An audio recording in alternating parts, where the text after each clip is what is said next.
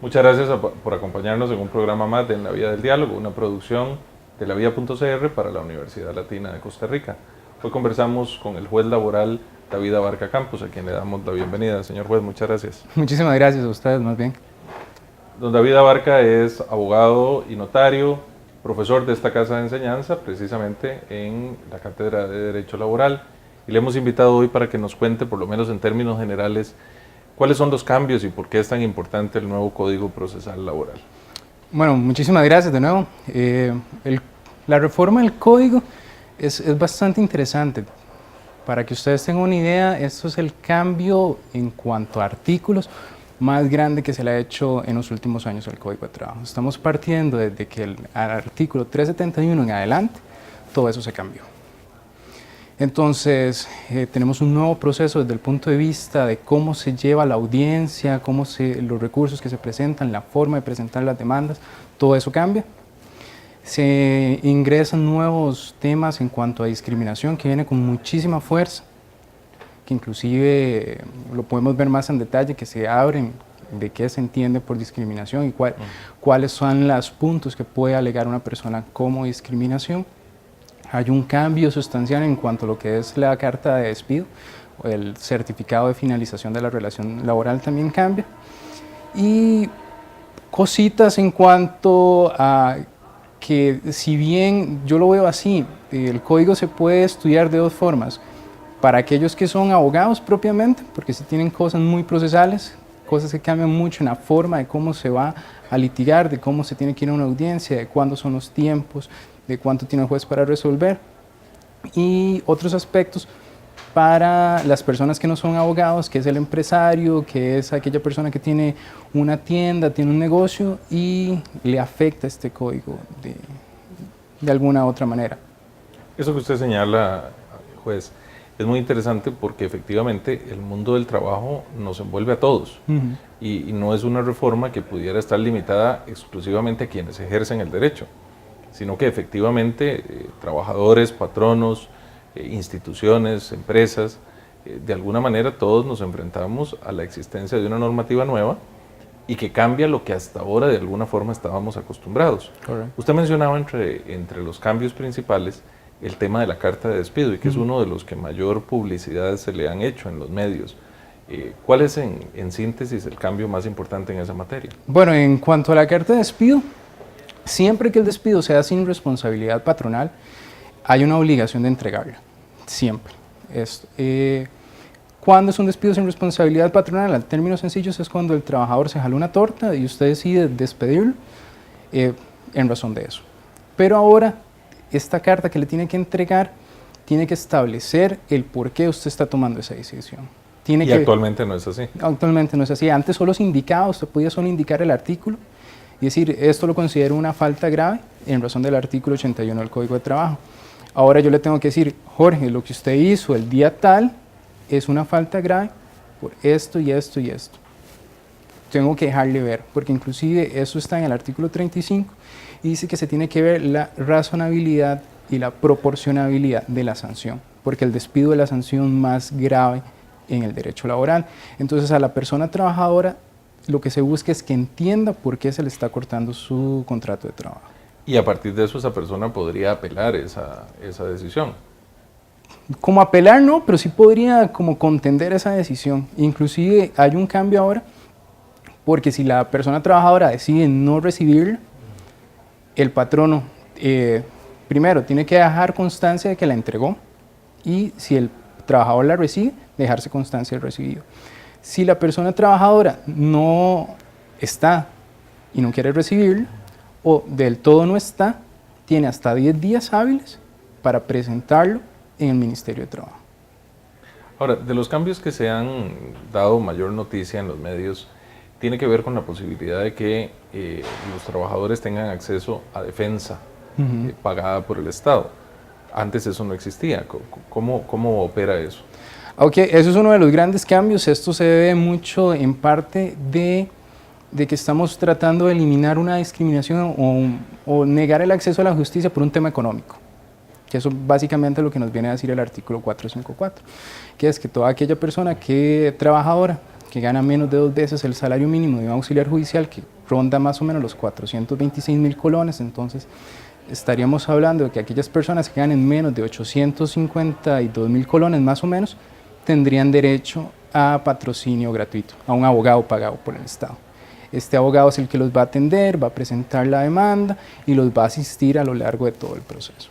¿Y ese abogado o ese patrocinio puede ser para consultas o es solo ya en caso de que se haya presentado una demanda? Sería en la esfera judicial propiamente, si son abogados de la defensa pública.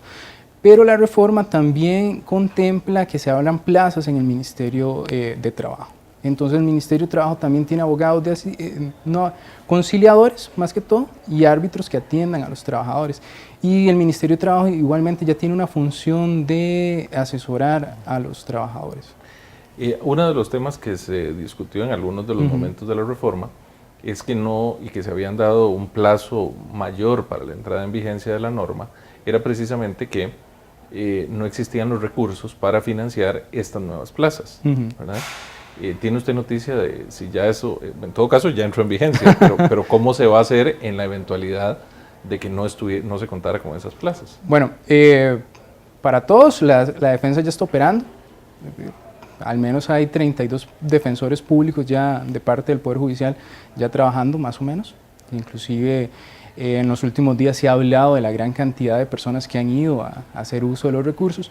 Y la idea es que la defensa se nutra de las costas.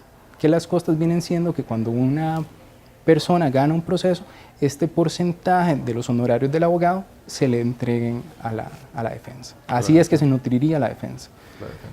Y en el caso de los administrativos, digamos, del Ministerio de Trabajo, ¿eso sería por vía presupuesto? No, está dividido. Esos honorarios de la defensa van una parte tanto al Ministerio como a la defensa del Ministerio, del Poder Judicial propiamente.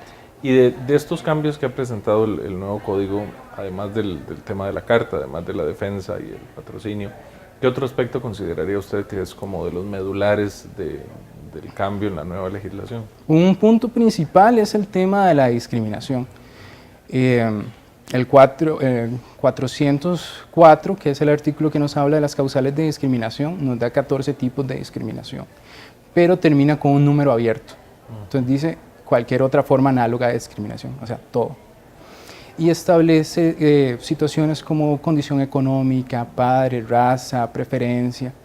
¿Qué nos dice esto? Que una persona que sienta que ha sido discriminada por su origen, no solo por su aspecto físico o por dónde viene, sino también puede inclusive considerarse discriminatorio donde vive esta persona. Porque alguien podría interpretar que no es lo mismo vivir en Alajuelita que vivir en Trejos Montealegre. Que tal vez alguien de recursos humanos saque a alguien de esa zona por preferir a alguien de otra zona. Entonces esos son los aspectos que la reforma viene a solidificar, evitar que sean esos tipos de escogencias sin una justificación. Ahora, con un cambio, usted decía al inicio que no es lo mismo cómo abordar este tema para quienes están en el mundo del derecho, sean o no abogados o lo estén estudiando, que para la sociedad en general. Para el caso de los abogados y las abogadas y en particular de los estudiantes de derecho, ¿esto significa, para los que ya llevaron laboral, reaprender laboral tanto así o es un ajuste parcial? Es un ajuste, digamos, como decía Couture, el derecho hay que estudiarlo continuamente. Si uno no estudia, viene siendo menos abogado, pero si hay un cambio total en cuanto a la forma en que se hace el proceso como tal. O sea, veníamos de un proceso donde había una audiencia de conciliación, se pasaba, se evacuaba a prueba y después pasábamos a fallo.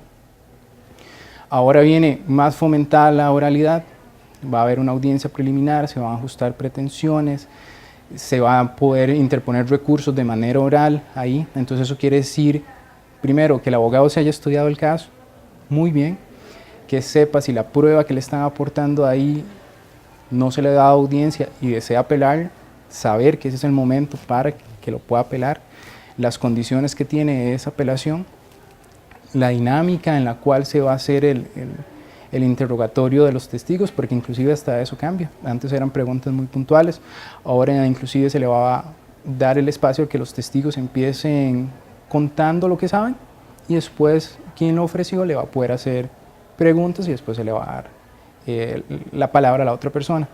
Entonces sí cambia en cuanto al proceso. Igual los recursos. Tenemos que van a haber recursos de apelación y lo que se llamaba antes en derecho laboral, que había una tercera instancia que era acudir a la sala y que la sala podía revisar todo lo que se había hecho en el proceso. Eso cambia. Ahora tenemos un recurso de casación que entra a ver forma, entonces nos pueden ver si hubo vicios de nulidad durante el proceso, que antes en laboral, así como recurso, como técnicamente hablando, como un recurso de casación puro no había, ahora sí. Entonces eso cambia todo el paradigma desde el punto de vista del procesal laboral, que eso es lo que deberían estar muy diligentes los abogados y los estudiantes revisando, porque inclusive ligado con la carta de despido, únicamente la prueba que el juez le va a admitir tiene que tener estricta relación con los hechos indicados en la carta de despido. No se puede agregar ninguno. No se puede agregar ninguno. Entonces, si esa carta de despido no se hizo bien, no se fundamentó bien, eso va a implicar en la prueba que usted va a aportar al proceso. Desde el punto de vista de afuera, del día a día, eso quiere decir que el abogado o el asesor legal de esa empresa tiene que estar de la mano con la gente de recursos humanos o con el supervisor o con el gerente que redacte esa carta. Usted ha señalado un punto muy importante para quienes nos ven y nos escuchan, particularmente nuestros estudiantes, tanto de derecho, que es el primer ámbito en donde uno pensaría que esto tiene un impacto directo en el proceso de formación, pero también para quienes estudian recursos humanos, claro, ¿verdad? En el caso suyo, como profesor de laboral, esto significa rearmar el curso. Sí, y surgen dudas, surgen forma en la que se va viendo el proceso, porque a la reforma se ha hablado mucho, pero no se han empezado a ver como la letra menuda, el detalle. Le decía lo de la gente de recursos humanos. El código inclusive establece responsabilidades de carácter subjetivo para quienes tengan la función de representantes patronales. Entonces pensemos, si alguien de recursos humanos incurre en una falta discriminatoria, esta persona podría ser sancionada como una falta grave y el código expresamente lo dice. Si podría ser sancionada en lo personal, no solo la empresa. No solo la empresa. Y si es alguien de recursos humanos que por un tema de infracciones, que no les estuvieron reportando la caja, le pagan un menos del salario mínimo y fue una decisión de este gerente de recursos humanos, esta persona también tendría responsabilidad en lo personal. Por eso se dice que es de carácter subjetivo. Entonces eso de una manera jocosa, los de recursos humanos tendrían que no podrían estar durmiendo tan tranquilos o los mandos medios tienen que estar alertas. Porque eventualmente, cuando hay un reclamo de un trabajador, es importante contar con la prueba. Y esto es un punto que yo siempre resalto. Digamos, la reforma lo que le viene a decir a los patronos es que el desorden se paga caro. Si usted no tiene documentado por qué ascendió o no ascendió a alguien, se encuentra en una posición muy difícil de demostrar de que ese ascenso fue justificado y no fue en razón de que al que ascendió era hombre y no mujer. Entonces aquí, para la gente de recursos humanos, es decirles, el desorden se paga caro. Hay un tema de un deber de documentar casi que implícito que nos dice el Código de Trabajo ahora. O sea, toda decisión debe estar documentada. Inclusive el Código en el artículo 478 nos dice una lista de 10 aspectos que el patrono tiene que demostrar y cierra igualmente otra vez con un número abierto. Cualquier otra condición que le sea más factible demostrar. Eso es básicamente todo otra vez. Una cosa más, David. Hay un tema que también se ha mencionado mucho, que es el del derecho de huelga, y que hay variaciones ya no solo en el derecho en sí mismo, porque se habla de las posibilidades mucho más concretas en el sector privado, sino también de los requisitos que ahora se piden y que antes no eran exactamente los mismos o tienen algunas diferencias. ¿Eso es así, efectivamente? Sí, cambia un poco. Una de las grandes ventajas que trae la reforma es que permite o impulsa lo que son la resolución alterna de conflictos. Entonces, ahora un conflicto colectivo de trabajadores se puede resolver por conciliación o inclusive por un arbitraje, que no necesariamente tiene que ser un arbitraje judicial, puede ser un arbitraje extrajudicial. Pero el tema acá es que nosotros, o la gente entiende que la huelga es lo primero que se hace, o sea, el parar las labores es lo primero que se hace, y en derecho laboral la huelga es la última instancia, la última ratio. O sea, usted primero negocia con su patrono ciertas condiciones y cuando su patrono se levanta de la mesa porque no quiere negociar, es que usted busca la huelga, el paro, no antes. Por eso es que se habla de la declaratoria de legalidad o ilegalidad de una huelga, porque la huelga es casi que el paso final, no el previo. Entonces, primero tiene que haber una negociación, ahora cambia el tema de cuántos trabajadores tienen que convocar una huelga, se habla que inclusive se hace una diferencia más clara de cuando en una empresa hay sindicatos y en empresas que no hay sindicatos. Cuando hay sindicatos al menos tienen que la convocatoria reunir el 50% de los trabajadores. Cuando no hay sindicatos por lo menos tienen que darse la oportunidad a todas las personas trabajadoras de que acudan a esa convocatoria y con mayoría simple se podría ir a huelga. Pero la huelga no está circunscrita solo a la empresa como tal, sino que, por decirle un ejemplo, que su departamento de recursos humanos es el que se encuentre disconforme con ciertas condiciones. Entonces, al menos 3 trabajadores del departamento de recursos humanos podrían estar empezando un movimiento. Y no hace falta que sea toda la totalidad. Okay. Bueno, eso es un cambio muy significativo en esta materia y que requiere evidentemente revisar muy bien los procesos, ¿verdad? Sí, y otro punto importante es que la huelga no se ve como el paro total, inclusive se abre la posibilidad de que sea algo fraccionado, como que decidan no trabajar después del mediodía, pero en la mañana atendieron. Entonces, y eso es posible. Eso es posible con la legislación que nosotros tenemos ahora. Con la nueva legislación. Y un elemento adicional, así como trabajadores, patronos, estudiantes, abogados, el Ministerio de Trabajo tienen que prepararse. ¿Cómo se está preparando el Poder Judicial? No solo nombrando defensores, sino, digamos, los jueces. ¿Cuál va a ser o ha sido el proceso de capacitación para esta nueva etapa? Bueno, ha sido, más que todo. El Poder Judicial junto con la Escuela Judicial inició hace casi 2 años ya el tema de la capacitación en cuanto a la reforma. Entonces se convocan a los jueces, se les capacita, se hace un curso de la reforma, cuáles son los aspectos más, por así decirlo, más importantes a tener en cuenta, tema de las infracciones, tema de discriminación, tema de huelga, cómo es el proceso, pero el Poder Judicial ha sido muy diligente en cuanto a capacitar no solo a sus jueces, sino al personal técnico también que está ahí en los juzgados atendiendo a las personas. Y en general, digamos, este proceso de capacitación es un proceso que usted nos indica, inició hace ya bastante, pero que continúa a partir de ya la entrada en vigencia de la nueva ley. Sí, hay jueces que se siguen capacitando, personal técnico que se sigue capacitando, y es importante ser verdad que el Código de Trabajo es norma supletoria para materias como el derecho agrario. Entonces no solo a jueces laborales se ha capacitado, sino también que a jueces de derecho agrario, porque el proceso de la audiencia en un juicio agrario también cambia en razón del cambio en el Código de Trabajo. Y que digamos, esto es un punto muy importante para el derecho, tenemos cambios muy significativos. Digamos, tenemos un nuevo Código de Trabajo, en octubre del otro año vamos a tener un nuevo Código Procesal Civil, están trabajando en las reformas de otros códigos, entonces es un punto muy interesante porque nos invita a todos a estar estudiando, releyendo, y para aquellas personas que ya habíamos estudiado el código nos reta aún más porque hay como desaprender y aprender otra vez. Y volver a aprender.